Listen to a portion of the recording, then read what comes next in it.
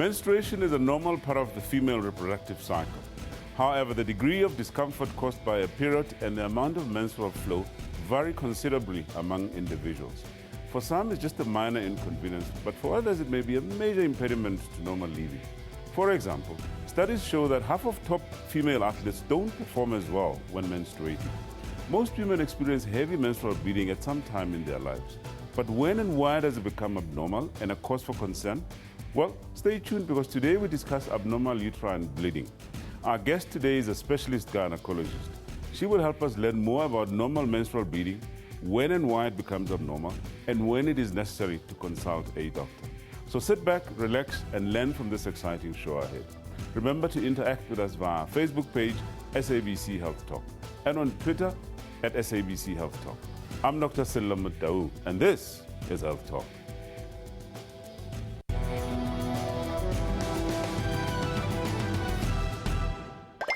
Jane is 24 years old and has been experiencing heavy, prolonged, and painful periods for the last 3 years.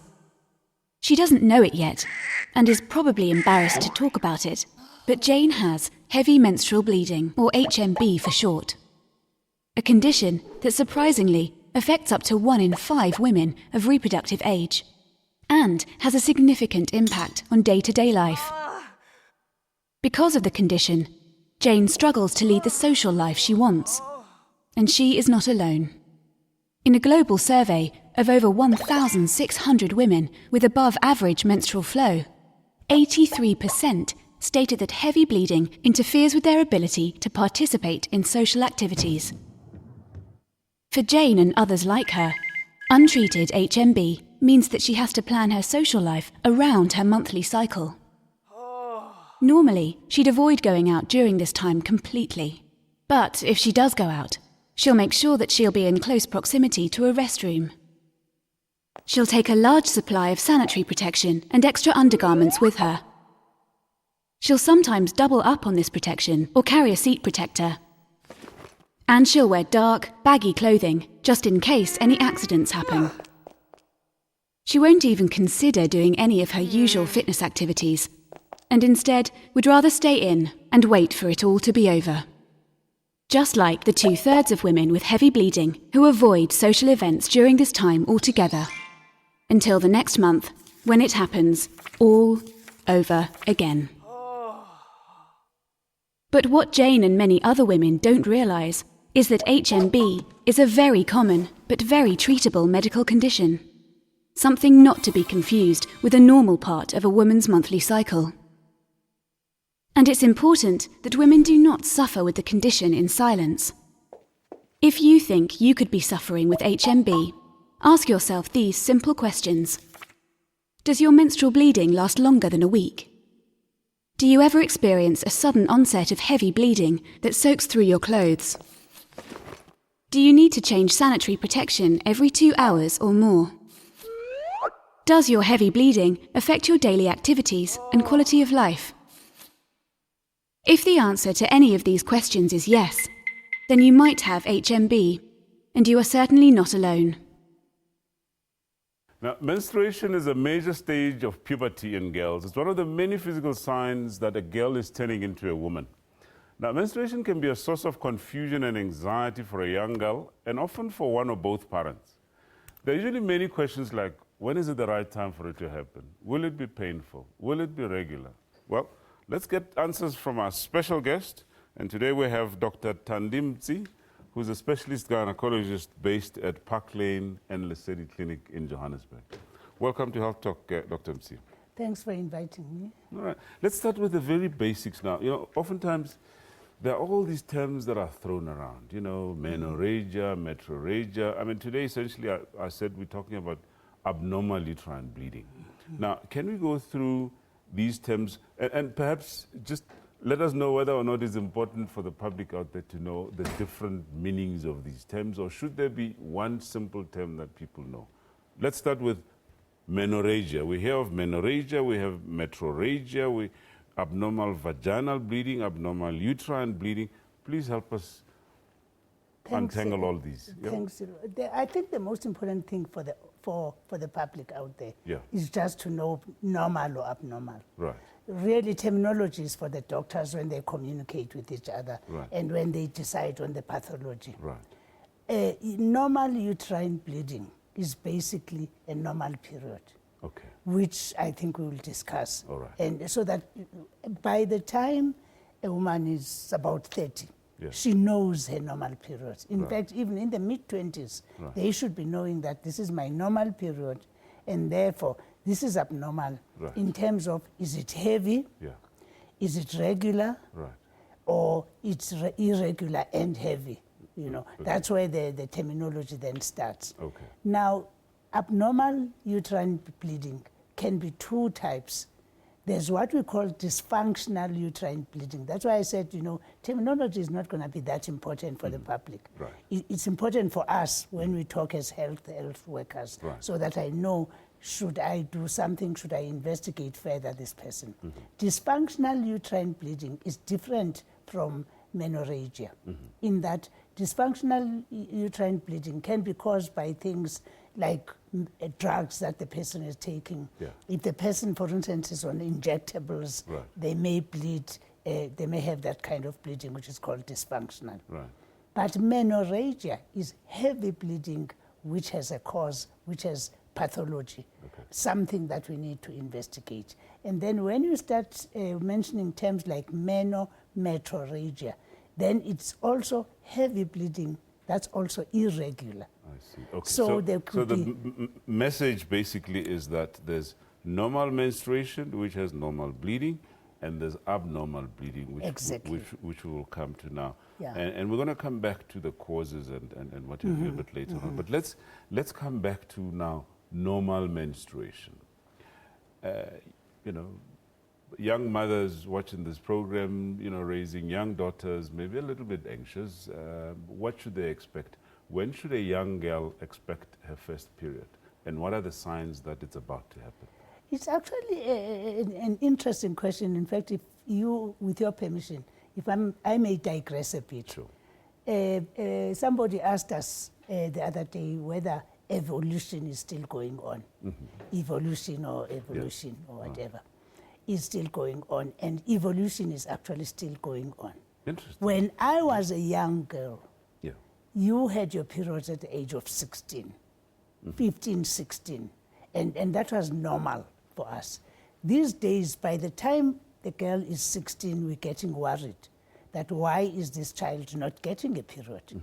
So the mothers out there are getting very anxious because some of their young girls, when the child is still a baby at the age of 9, they are having periods. So it can be as early as 9. Menarche has shifted backwards. So we're getting now girls from the age of 9, 10, and 12 having normal periods. Interesting, but why is that shift, do you think? This is why I'm calling it evolution. There's been super development in humans in terms of the way a 9-year-old this year looks compared to a 9-year-old 20 years ago. So there's definitely genetic changes, there's changes in the body structure, there's also changes in hormones. So these girls are maturing very, very early. Now, how should parents handle this? I know perhaps, I'm told, it is easier for mothers to handle the fact that, you know, the daughter is having a period, and not so difficult for mothers. How should parents handle this? It's important for mothers to start being vigilant when they have girls. Fortunately, nature is very kind. There will be some secondary sex characteristics that are developing. If you're watching your child carefully, you'll see that, no, she's developing some breasts now. And obviously, your kids are going to be undressing in front of you. So you'll be seeing the development of pubic hair, you'll be seeing the development of breasts. Then you know that something is coming, because those are the first steps. You first get the breasts, then the pubic hair, and then shortly after that, the periods should come. So there are warning signs. All right. Let's then get back into normal menstruation. Could you just perhaps take us through this so-called menstrual cycle? What is it and what happens during that cycle? It's very important for women to understand the normal menstrual cycle, where bleeding comes from. Because as a gynecologist, I get very worried that there's still serious lack of understanding of what actually a period is from most women. Right. In fact, only yesterday I had a patient that I was telling that she's got heavy bleeding. And therefore I was saying, for us to stop this heavy bleeding, you are at the age where you don't want babies, so let's just stop the period completely. And the person went berserk because she said she understands that if she doesn't bleed, the blood goes to the brain and it can cause cancer and all that. Right. So it's important for us to understand exactly what a period is. So where does this blood come from then? Now, what happens, let me just start from the anatomy. You know, we've got a brain which releases hormones that go to the ovaries. So we've got a womb.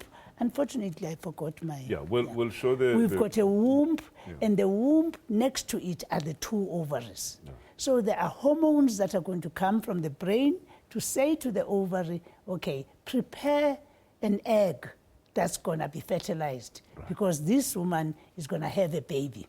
So an egg is going to be fertilized. Okay, I'm simplifying things, obviously. And the egg grows. You can see, actually, if you watch the things, you can see the egg developing, starting slowly. By about day 14, this egg is so mature, so ready, that if this woman has sex and there's a sperm that comes, fertilization occurs, and this can become a baby. Now, fertilization then doesn't occur. In fact, when we talk in joking language, we say menstruation is basically the womb's disappointment to not having a pregnancy. So what has happened also, now I've talked about the egg. Let me now talk about the egg is not fertilized and therefore it bursts and then it breaks down. Let's now also talk about the womb because a whole lot of misconceptions occur. People think that menstruation comes from elsewhere. Menstruation is basically a disappointed womb shedding the preparation that it was having for the baby to be lying in the womb and being there. So what happens is during this time when this egg is growing, the lining of the womb is also growing. The inner lining. The inner lining, which we call the endometrium, is also growing.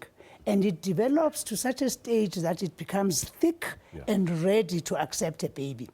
Then now come day 14, 15, nothing has happened, and then it decides to shed. So menstruation is basically the shedding of the lining of the womb.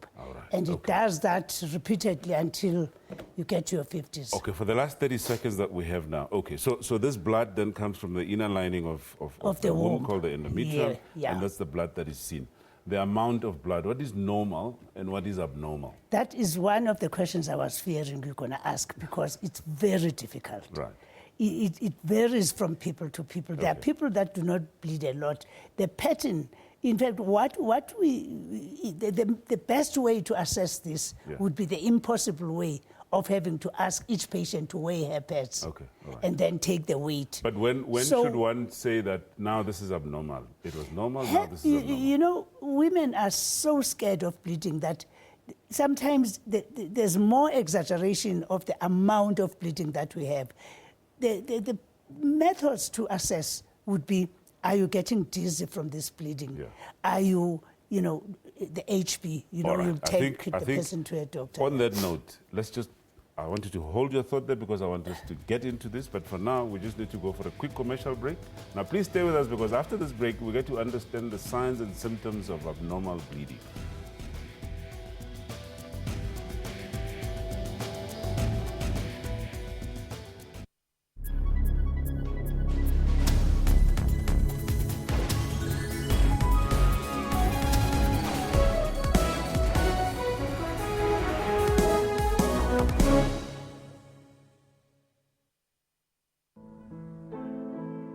Art is an expression like no other.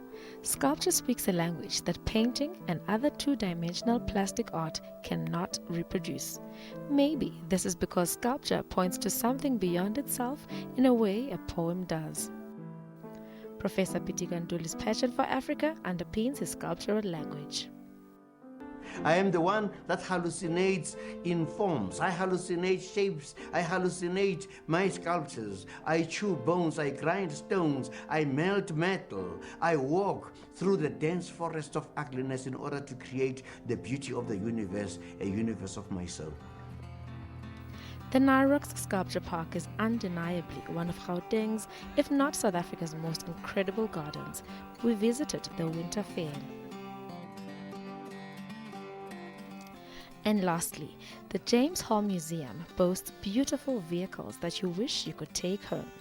That's Kaleidoscope on Sunday at 5:30.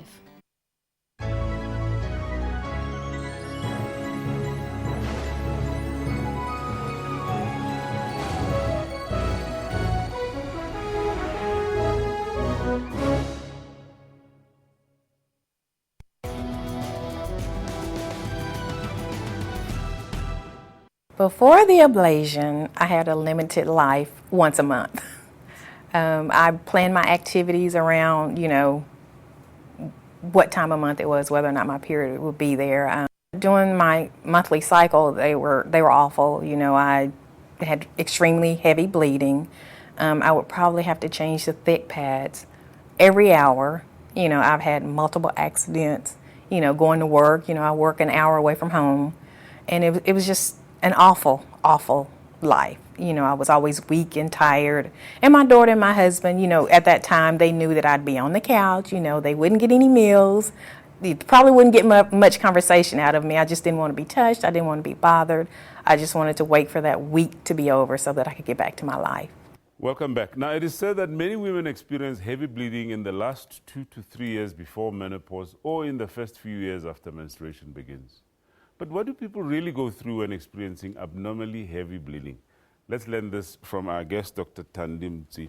Dr. Thandi, we were still talking then about abnormal bleeding. Okay, we're trying to differentiate between what's normal, what's abnormal. We're now on to abnormal. Yes. Yeah. Abnormal bleeding may be heavy bleeding, as you asked before, or less bleeding than the person has normally. Yeah. If the bleeding is heavy, you'll see by the number of pads the person is changing, Right. by the amount of blood that is coming. And usually heavy bleeding with clots will actually be obvious for anybody to notice, any patient to say, I'm bleeding now and it's quite heavy. Right. Because once you've established your pattern of bleeding, you know how many pads as a woman you use. And, this is not the normal number of pads that I've been using. Okay. And also, objectively, we actually check the patient's blood to see if there's anemia. Yeah. And there's weakness that may follow. Yeah. So the person will know. If you just wake up in the morning and the bed is wet, and every time you go to the loo, there's a flow of blood, that is heavy bleeding. Okay. Unfortunately, it's difficult to quantify because... But it's very obvious. It's one thing that no woman can miss. The only people that we worry about, because as you said in your slide there, that it occurs at the beginning. Yeah. Sometimes in younger kids, that is around menarche, you may find that there may be confusion there. That's where the mother has to be vigilant and see how many pads is my child changing and what's happening. Is she getting weak? So essentially you're saying for every woman, it's important that you know what's normal for you. You know the length of your cycle, you know how long you bleed for and how much generally you bleed. Exactly. Any deviation from the normal would then be abnormal, so to say. Definitely, you've put it better than I put. Right. Let's then talk about those that experience heavy bleeding. Are there any signs, perhaps, and symptoms other than just the bleeding?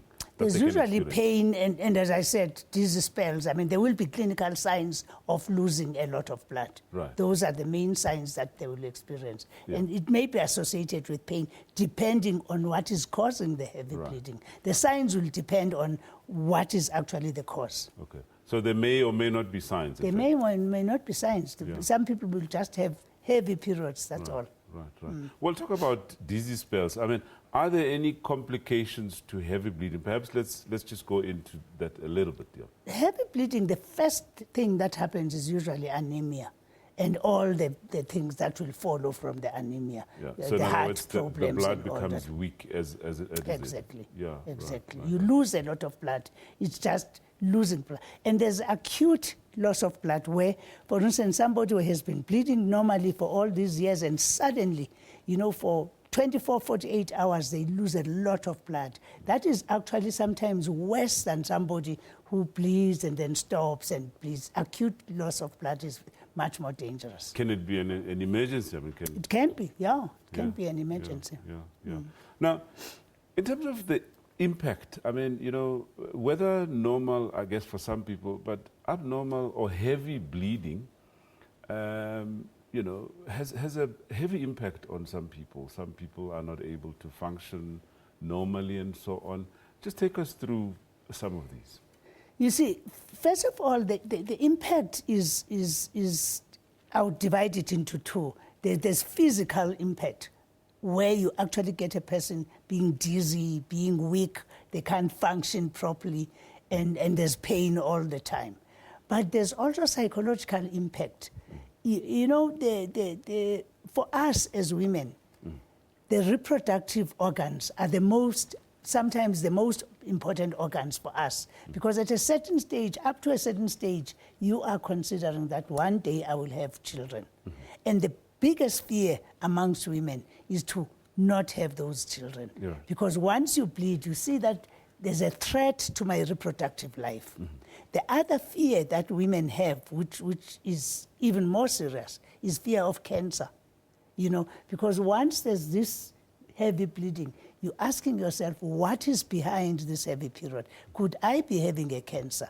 There's also fear of benign disease like the growths and all those things. Right. So that is the real fear that people are having. Why am I bleeding so much? Yeah. In some communities, there's also the problem of the stigma that young girls go through. Some of them, maybe around the fact that if they experience heavy bleeding, there may be issues around availability of sanitary pads and so on. Just take us through that. Yeah, it's actually quite a worrying situation that there are people who cannot afford sanitary pads, because, that's a basic human right, really. And unfortunately, we come from different communities and different environments. So and blood is not taken as being normal. If you've got a spot of blood behind white pants, people are looking at you as if you've committed some kind of a crime. So it's important for women to be dressed properly and covered because of those psychological effects that may come from people who are looking at them and thinking that you've got blood because you've got poor hygiene, because it's associated with poor hygiene. Yeah. Is it often a problem even within families that, it is a problem, or some women try to hide the fact that, they're going through heavy bleeding? Yes, there is. It is. Because, some people will think that you may have interfered. There may have been something. The fact that some young women have to explain that I have not committed an abortion, for instance, because the first thought that comes when women bleed very heavily is, what have you done? Yeah. That's the first question. I used the example just now of, professional athletes not being able to perform well when, going through heavy menstrual bleeding. But sometimes even ordinary professional women, heavy menstrual bleeding can affect their normal functioning out in society. Your comment? There are women who bleed so heavily and have so much pain that they can't go to school or go to work when they are having their periods. There are periods that can be so severe. Besides the fact that you must remember that there's also what we call premenstrual syndrome, which occurs with periods. And premenstrual syndrome, premenstrual tension, or whatever you call it, is actually more aggravated in patients with heavy and irregular and abnormal periods. Let's talk about that a bit more. This so-called PMS. People talk about PMS all the time, and a young lady might, be a little moody at some time and, fingers always point towards this PMS. What is this PMS? PMS is called Premenstrual Syndrome. It's a misnomer because it's not only premenstrual, it occurs throughout that period. It's a combination of physical and psychological signs. There are obvious physical signs that the person will have. There will be headaches, there is depression, there is moodiness. In fact, there are stories, okay, I know it's exaggeration, of people who even murder their husbands because they can't, control their emotions.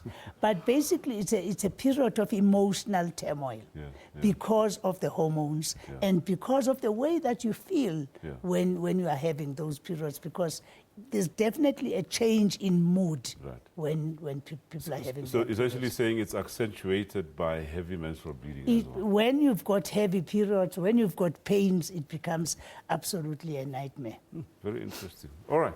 So what causes abnormal uterine bleeding and who is at risk? Well, we find out after the break. Please stay with us.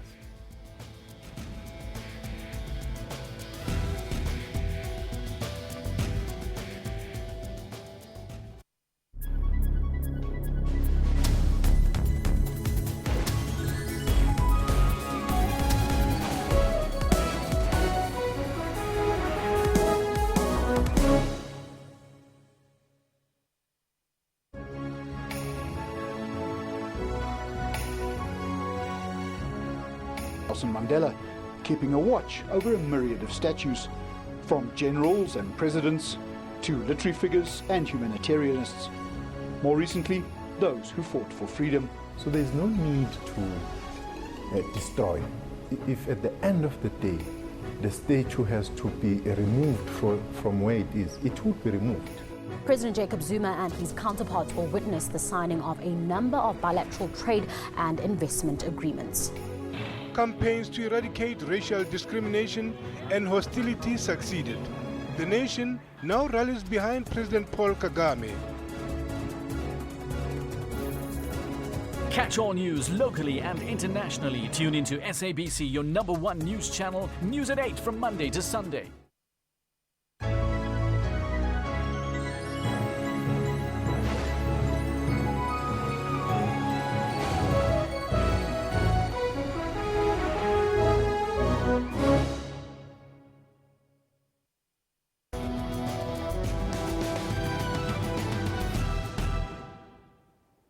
Welcome back to Health Talk. So what is the profile of a female who's at high risk to develop abnormal uterine bleeding?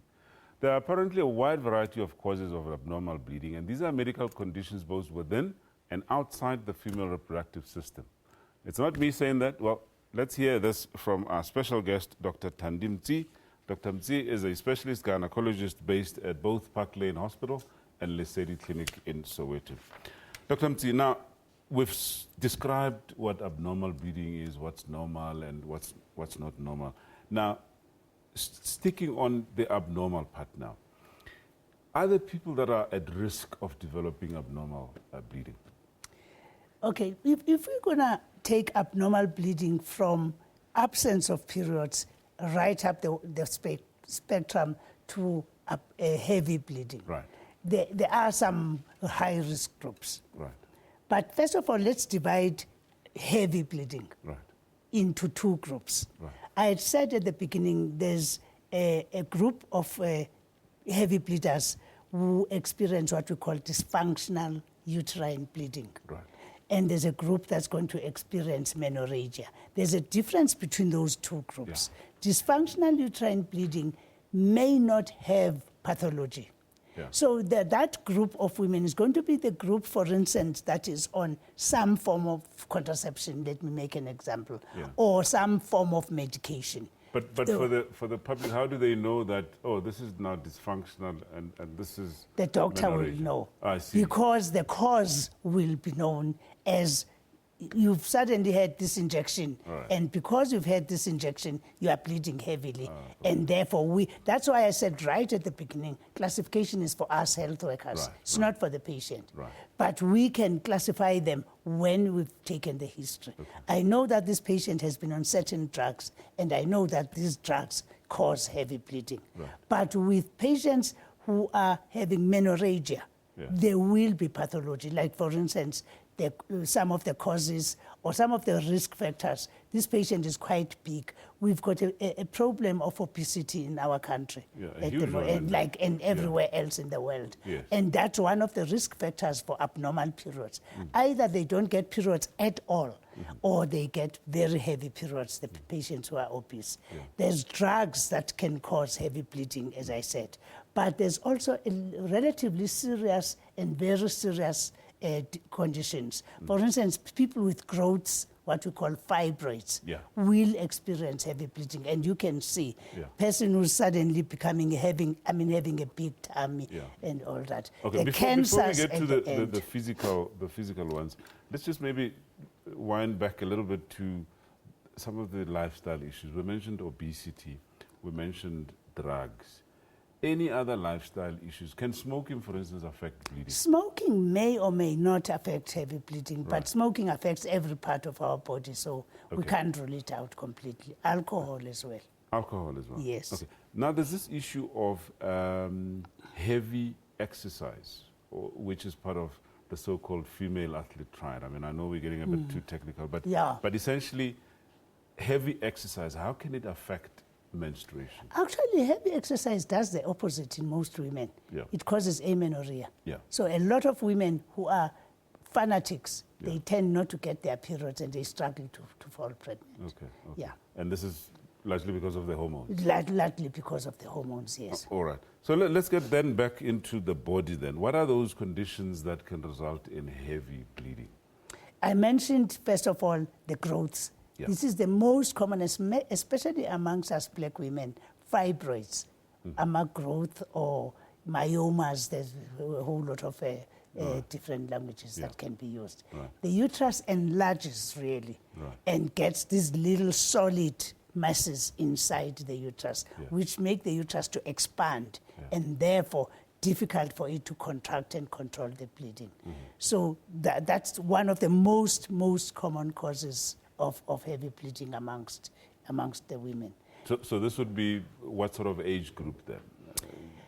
Surprisingly, it used to be from the 30s upwards. Surprisingly, I'm getting fibroids in 26-year-olds. Really? Yes, 26, 28-year-olds. So the age group has gone down.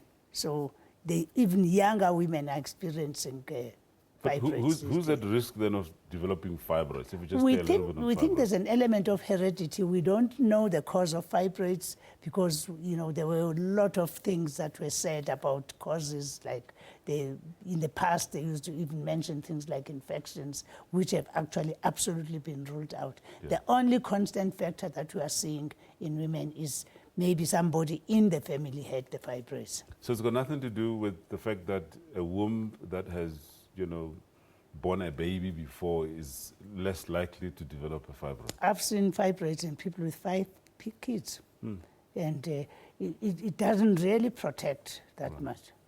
The only protection that pregnancy seems to have is in a condition that we call endometriosis, because during the time, endometriosis is where the cells that normally line the inside of the womb spill out to the outside, and they feel and that can cause pain. That can also cause some abnormal bleeding in some patients. And among those patients, if you give them hormone treatment or they get pregnant or they go into menopause, then endometriosis gets better. That's the only condition that I know to be helped much by. And it's quite a common condition. Very. Especially now, these days, we don't know why, but we're seeing more endometriosis than, for instance, I used to see about 20 years ago. And then staying within the womb now, infections. What sort of infections, lead to heavy menstrual bleeding? In fact, any form of sexually transmitted infection can affect the uterus and cause abnormal bleeding. So you can get that kind of bleeding. But mainly, when now you start getting the viral infections that are leading to cancer, human papilloma virus, and you've got CA. CA causes cancer of either the cervix or even of the endometrium. But cancer of the endometrium is very uncommon, actually almost unheard of in the reproductive age. So that will be affecting much older women. In terms of older women, and in fact even younger women, there's this notion of spotting. Can it be classified, and I know that we're going back a little bit, but spotting, you hear people talk about spotting, sometimes not bright red stuff, but darkish, blood before the actual menstruation. Any relation to that? Spotting basically means that there is some blood in the cavity of the womb, but it's not heavy or big, a large enough amount to come out as fresh blood. Yeah. And when it actually starts to change color and become brownish and blackish, it means it's old blood. It means basically you've stopped bleeding. It's just that the womb has not been able to expel all the blood that was inside. And there are many causes of spotting. Spotting may occur because of local effects. Like, for instance, when a woman has just had sex and there was bleeding around the cervix, there may be a few spots of blood at intervals that are coming out. There may be, like people on certain contraceptives, for instance, if they've got an intrauterine contraceptive device, which we commonly call a loop, there are some people who will be having that kind of spotting. And also, even people with abnormal periods, sometimes there are certain contraceptives, that are oral contraceptives, for instance, that may also cause that kind of spotting. You spoke about IUDs, the loops. Yeah. Can they cause heavy bleeding by themselves? They're not really, but the copper loops have been linked to some abnormal bleeding. The other type of loop, which has a hormone, which is commonly in the country called the Mirena, it does not cause heavy bleeding. In fact, it causes amenorrhea. People stop bleeding from that one.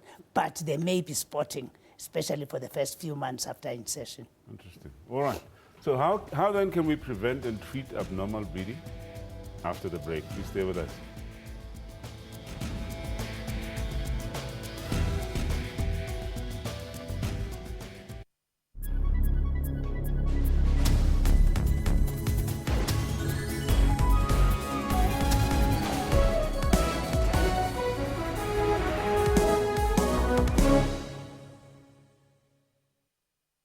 Eskom was granted a tariff hike of 12.7% in April. It needs 50 billion rand to reduce load shedding. It argues that it desperately needs an additional hike on top of that. Our generation fleet is very old and has a maintenance backlog.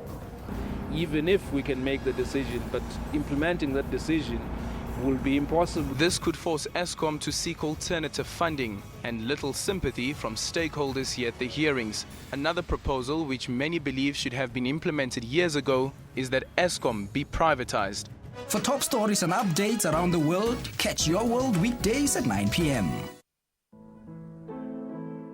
Art is an expression like no other.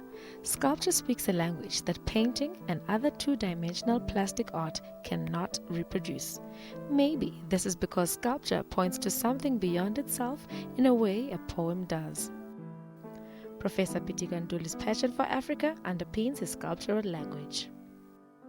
I am the one that hallucinates in forms. I hallucinate shapes. I hallucinate my sculptures. I chew bones. I grind stones. I melt metal. I walk through the dense forest of ugliness in order to create the beauty of the universe, a universe of my soul. The Nyrox Sculpture Park is undeniably one of Gauteng's, if not South Africa's, most incredible gardens.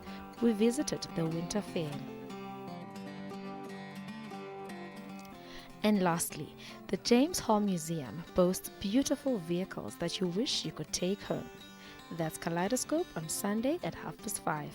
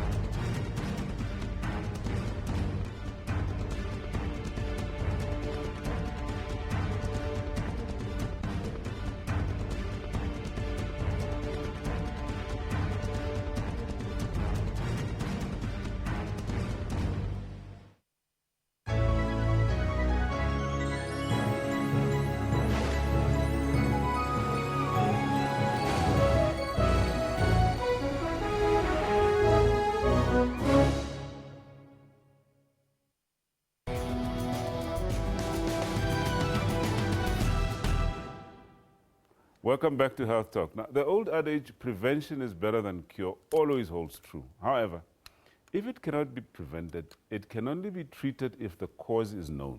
Now, does this apply to abnormal uterine bleeding? Let's ask the expert, Dr. Mtsi. No, I do agree that prevention is better than cure. And therefore, it is important for every woman of reproductive age to be consulting regularly. Mm-hmm. Regularly means minimum once a year. Right. The person must be seen to exclude things like fibroids, for instance, that we talked about, the growths. Right. So a proper history will help us to know what is the patient on, what kind of drugs is she on. Yeah. A proper assessment of the patient. I talked to you about obesity, for instance, and a proper examination to see how is the womb, what's happening, how big is the womb, are there any abnormal growths or lesions starting from the mouth of the womb? Is there cancer coming on? Are there, abnormal growths like the fibroids that I've mentioned? That assessment. Okay. If it's so the one thing you're saying is regular checkups at least once a year. Yeah. But let's just move back a little bit to lifestyle issues. Now, we mentioned obesity, we mentioned all of those issues. What is your message to young women out there, and in fact all women? I'm getting extremely worried about the fact that our young girls are becoming so obese. Right.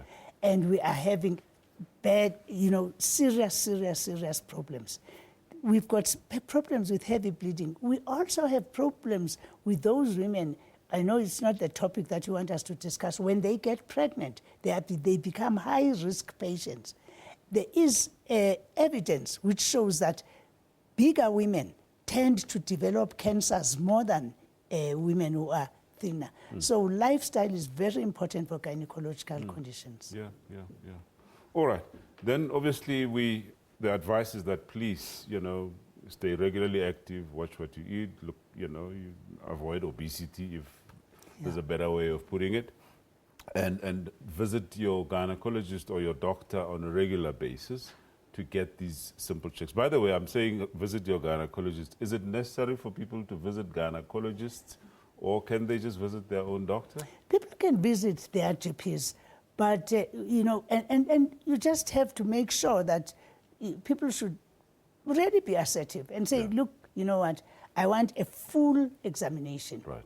Because it's every woman's right to be, it's useless to say that, okay, she's bleeding and then we just give her a tablet. There must be a proper ultrasound to assess that womb. Yeah. You must look at that cervix. Yeah. So a proper examination can be done by anybody who's gone past medical school. Okay.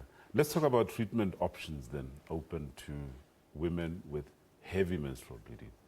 Now, treatment options depend, as I said, on the pathology. Right. There are women who will be having abnormal or heavy periods, and you examine the womb, you find that the womb is normal. It's just most probably a hormonal bleed. Maybe there's something that's going on.